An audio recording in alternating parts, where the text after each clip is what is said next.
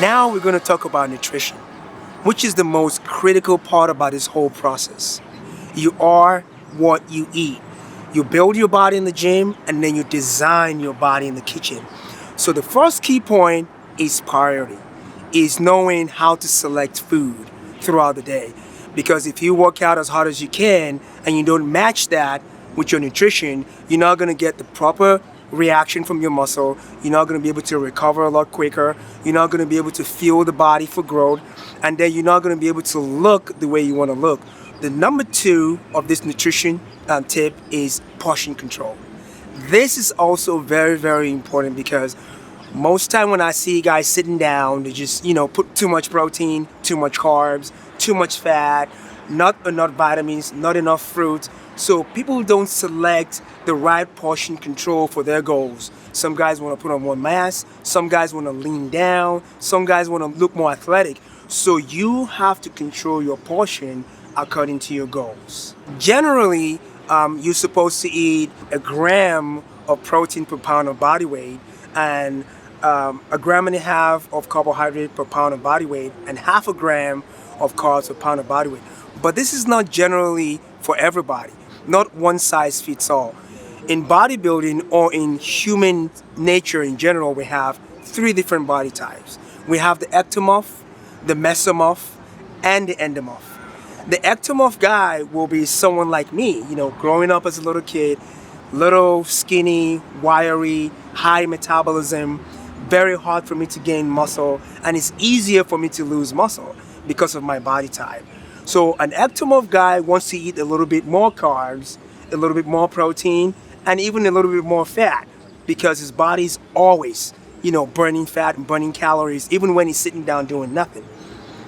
The Mesomorph is the ideal body type. The Mesomorph guy can put on muscle mass, can lean down at any time, can get bigger, stronger at any time. So the Mesomorph guy needs to be a little bit more on the higher side of protein, maybe on the medium side of carbs, and also on the medium side of fat.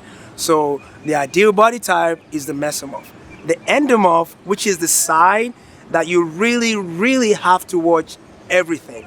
Most Endomorph are very sensitive to carbohydrates. So they will really eat what I call mostly low glycemic carbohydrates, and basically stay away from most of the high glycemic. The low glycemic carbohydrates are your grains, your whole grains, your whole wheat. The high glycemics are basically your white bread, your white rice. So the Endomorph guy needs to really watch all those aspects of micronutrients. When you select your portion control, let's say for me as an Ectomorph, right now I'm getting ready for a competition. Probably I'll eat about 5 to 6 ounces of chicken, a cup of brown rice, and 2 cups of vegetables. I put this food down on my plate, and sometimes I'll take about a tablespoon of virgin coconut oil, which is what we're calling an essential fatty acid. So I put the food down on the table, I'm eating my meals, and all of a sudden I'm feeling full, but I still have food on my plate.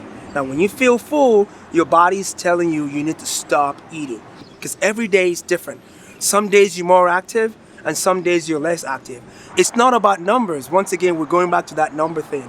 When you're hungry, make sure you eat, and make sure you eat at the right time, eat the right portion, so your body don't store too much, so you can use the right amount of fuel for your body to get to your goals. It's also very important that you eat very slow and chew your food enough, because most importantly, digestion actually starts in your mouth, not in your stomach.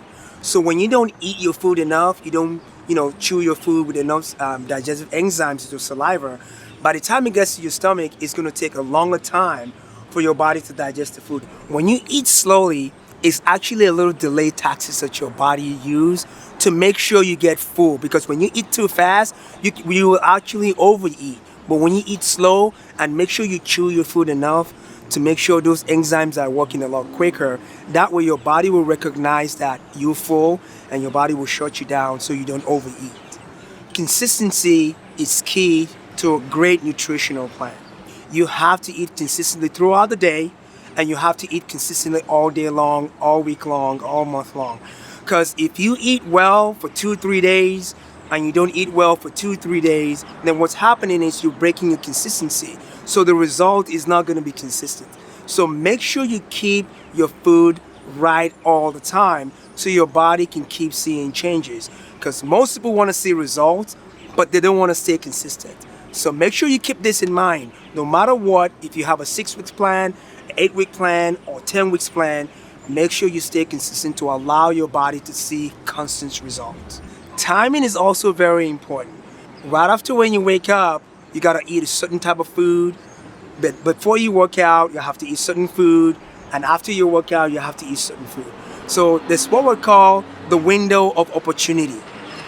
Right after your workout, if you don't eat within certain time, then you're gonna miss that window of opportunity. And instead of your body growing, building muscle and losing body fat, it's gonna be the other way around. Your body's gonna go into a catabolic stage. This catabolic stage is where your body starts using muscle for fuel. In this program, we do not want the body to use muscle for fuel. So you always want your body to be in an anabolic stage, which is your body's getting nutrients in to build new muscle, maintain new muscles, and also keep losing body fat throughout the day. Now we're going to talk about the menu. This is huge. This portion of the nutrition process is big because this is when you choose the protein, the carbs, and the fat, and when all these food need to be consumed. For example, when you wake up in the morning, your body is actually fasting throughout the night. And during that process, your body's glycogen has been depleted. Your body's protein has been depleted. So the main thing is to put that back into your body right away when you wake up. So when you don't put the right kind of fuel in your body in the morning when you wake up, you're not going to feel the energy that you're supposed to feel. You're not going to feed your body with the right nutrient. And your performance in the gym, which is your training, is not going to be where you want it to be. So the key when you wake up in the morning, you want to have a little bit of protein, and you also want to have a little bit of simple carbohydrate. Because your glycogen has been depleted, you want something fast and something quick to help elevate that back up and the protein level back up as well. When I wake up in the morning, that first meal is like you putting the key ignition of your car. Because without that key, you cannot start your car and you cannot move the car. So that is your meal in the morning. And then during the day, before you get to your workout, we have what we call a pre-workout meal. A pre-workout meal usually consists of a little bit more carbohydrates and a little bit of protein. The carbohydrate is basically responsible to fuel your workout. Because if you only eat protein, protein is actually for building muscle and repairing muscle.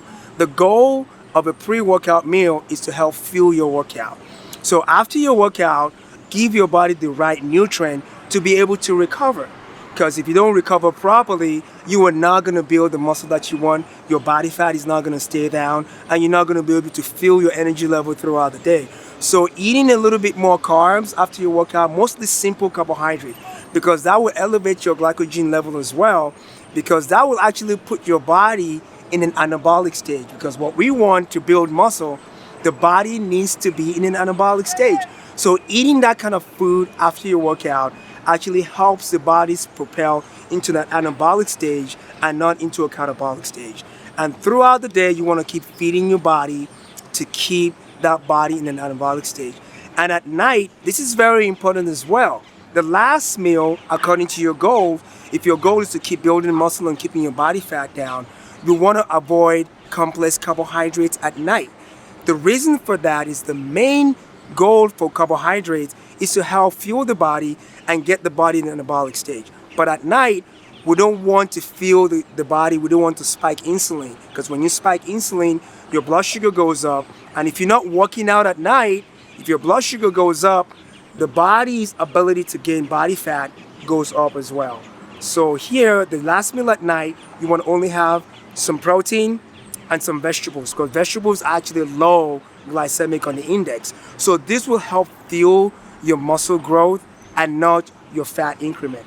I am more passionate about my nutrition more than the training portion of my workout, because as you guys can see, I look this way all year round.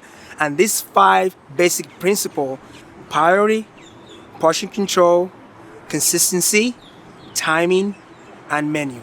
You stay with these points, you are going to get your body to the level that you want to get it to, consistently as well. Thank you.